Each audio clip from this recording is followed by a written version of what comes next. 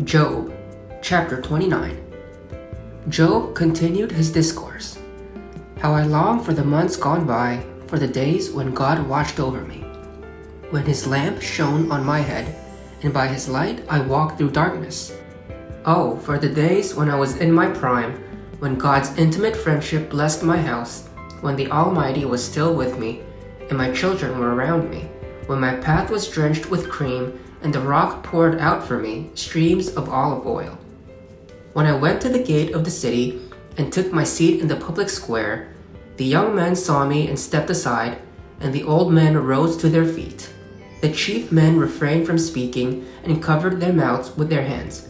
The voices of the nobles were hushed, and their tongues stuck to the roof of their mouths.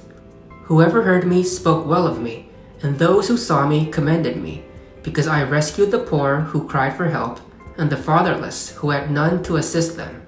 The one who was dying blessed me. I made the widow's heart sing.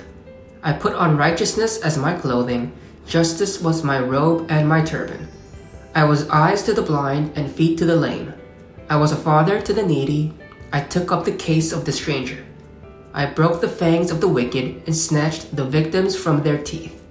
I thought, I will die in my own house, my days as numerous as the grains of sand. My roots will reach to the water, and the dew will lie all night on my branches. My glory will not fade. The bow will be ever new in my hand. People listened to me expectantly, waiting in silence for my counsel. After I had spoken, they spoke no more. My words fell gently on their ears.